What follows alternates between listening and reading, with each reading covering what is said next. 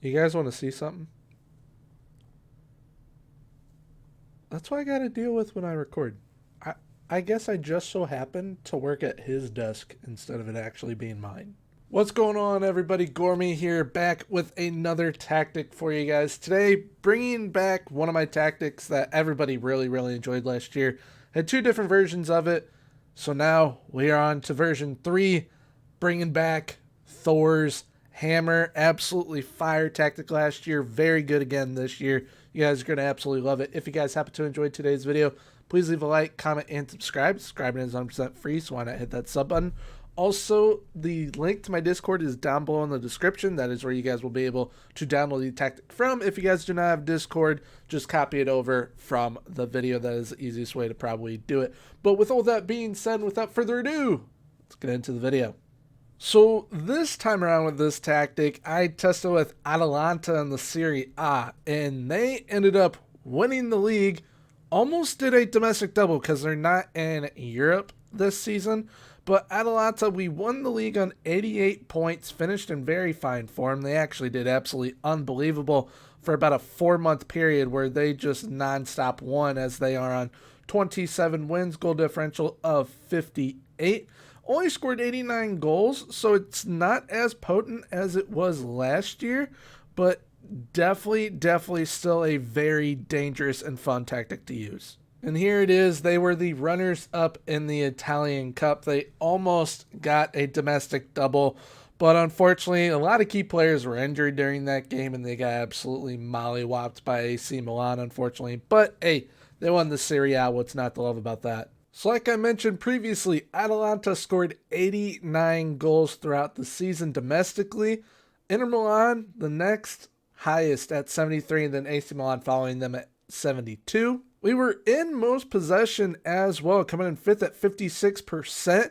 Now, if you're a team that is very possession-based, you definitely have the potential with this tactic to have 60% or more. We came in 5th for most clean sheets with 17. And we were in 2nd for fewest conceded, with only conceding 31 goals throughout the season. Looking at most goals for the players, Duvan Zapata was the runner-up to the Golden Boot winner Ciro Immobile. Duvan Zapata had 31 goals, and Louis Muriel had 21. Most assists, Louis Muriel had 12, and Davide Zappacosta with 9. Duvan Zapata had the most player of the match performances with 13, Louis Muriel with 7. Ruslan Malinovsky had 104 key passes, which is great to see. Juan Musso had all 17 clean sheets, and he also came in 4th for fewest conceded. So overall in all competitions, Duvan Zapata had 33 goals, Louis Muriel with 26, and Rasmus Højlund with 12. For assists, the only player to hit double-digit assist numbers was Louis Muriel with 13, but then we have Davide Zappacosta and Martin Darun both with 9. The highest average rating throughout the season was Duvan Zapata at a 7.58, followed by Louis Muriel, gee, imagine that, with a 7.46. Now, one thing I'd like to mention before we get into the tactic as a whole, if you have an absolutely absurd team, like say you're 5, 6, 7 years in and you have a very good squad at your disposal, seeing what Atalanta can do with no transfers and just dominate with the goal scoring and assists kind of spread out, no one's just absolutely dominating on their own. I guess you could say Zapata is with 33 goals. Next highest being Muriel at 26.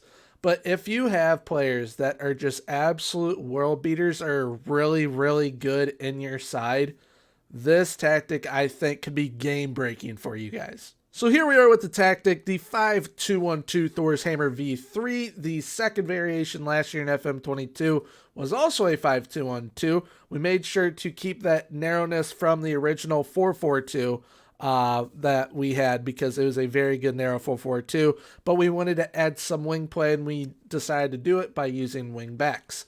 Now this tactic, very good, as we could tell, with Atalanta winning the league and almost winning the Italian Cup as well, but due to injuries and whatnot, they were not able to get a domestic double. Would be interesting to see if they could try and do it in the second season, how they do in the Champions League, but I digress and we move on.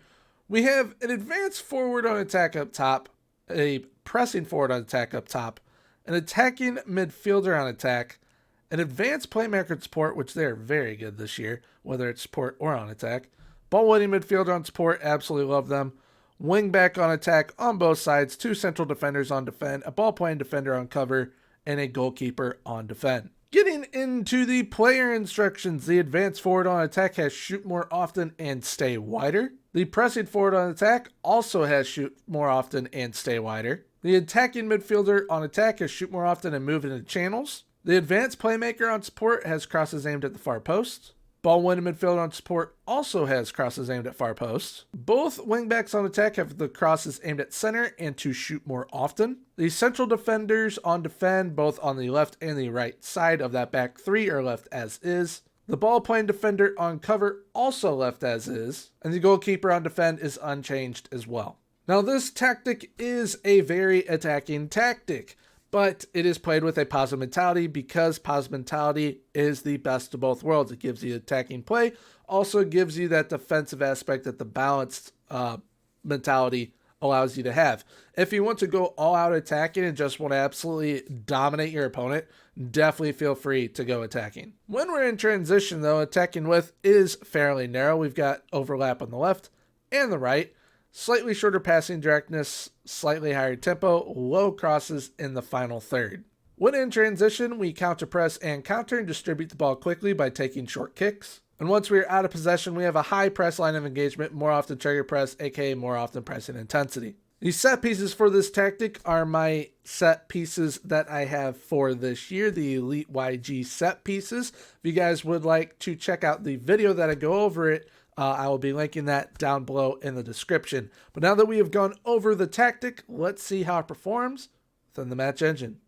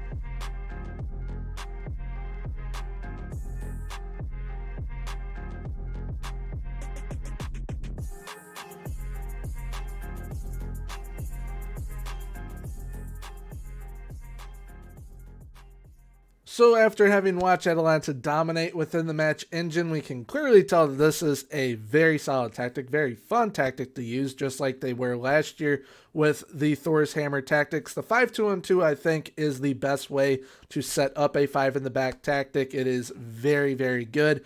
If you guys happen to enjoy today's video, please make sure to leave a like, comment, and subscribe. Subscribing is 100% free. Just want to hit that sub button. If you guys want to download this tactic, my Discord is down below in the description. That is where the tactic will be. But also, you guys, if you don't have Discord, you guys can just copy it over from the video, as I do go step by step on what is within this tactic. So if you guys would like to copy it over instead, feel free to do so. But with that being said, until next time, have a good one. Bye-bye.